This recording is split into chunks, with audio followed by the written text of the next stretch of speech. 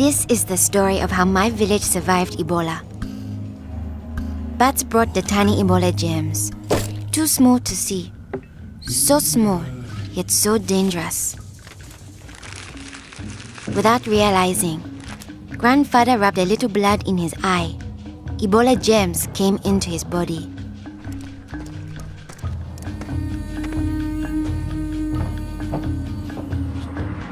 Days went by.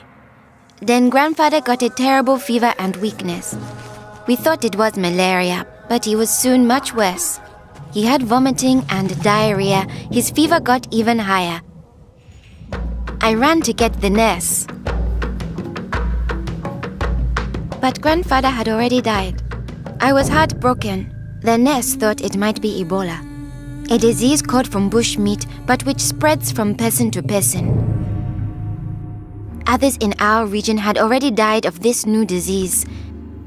Unless we understood the disease and followed their rules, it could spread further and kill many more people.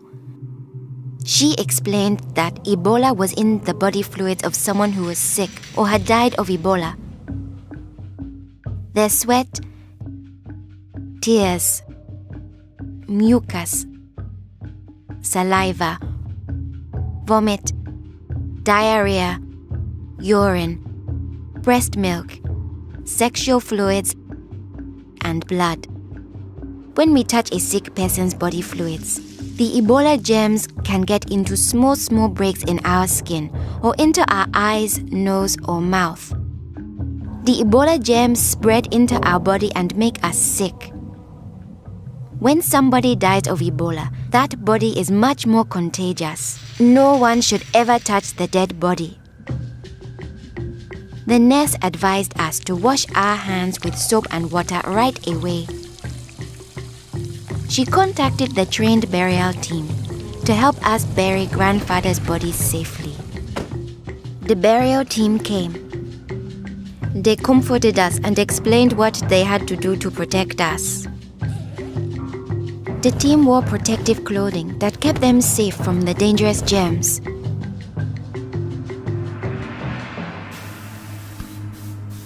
They sprayed grandfather's room and his body with chlorine to destroy the Ebola germs. They put his body safely away in a bag. To prevent the spread of Ebola, no one could touch the body of anyone who had died with signs of the disease. They also burned his mattress, bedding, and clothes, anything that might have his germs. All these actions made us safer. It was too great a risk to follow all our traditions, but we still honored grandfather in the time of Ebola. Our chief gathered all the villagers together after grandfather's death. He explained that it's natural for us to fear Ebola, but if we trust in our health workers and follow their rules, we could stop the disease. The nurse explains to us, when a person has symptoms such as fever, don't touch them. Get them to the treatment center right away. They will have the best chance of surviving and they won't spread Ebola. She advised us to wash our hands with soap and water many times a day. The whole village agreed to follow these rules. Since we all had close contact with grandfather, we were at risk of getting Ebola. We had to stay home. A health worker visited us every day to see whether we had fever or signs of sickness. We would show signs within 21 days if we had Ebola.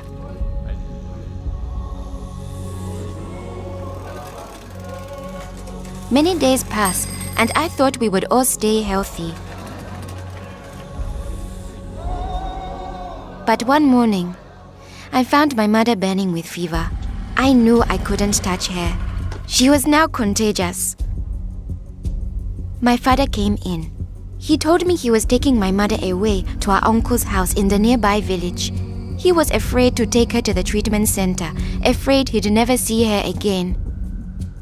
I knew I had to stop them. I was young, but I stood up to both of them. I told them if this could be Ebola, she must go to the treatment center right away. We needed to trust in our health workers to save her, save ourselves, and save our village. I saw in their faces that they understood. Running away would only lead to more death and suffering. My mother tested positive for Ebola. They found her a bed. At first, the health workers looked scary, but I knew they wore the suits to protect themselves, and inside they were normal people like the nurse. They took good care of my mother. They gave her fluids, medicine, and food, and helped her body stay strong to fight Ebola. I missed my mother very much, but I could still talk to her on the phone. Sadly, some people in my village didn't survive, but my mother got better day by day. Soon, we were able to see her from a safe distance. One day, the nurse announced that my mother would live. Now we were safe to hug and kiss her. It was a day to celebrate. Our village followed their rules. We trusted our health workers, brought us sick for care right away, called for the safe burial team when one of our people died, and we always wash our hands with soap and water.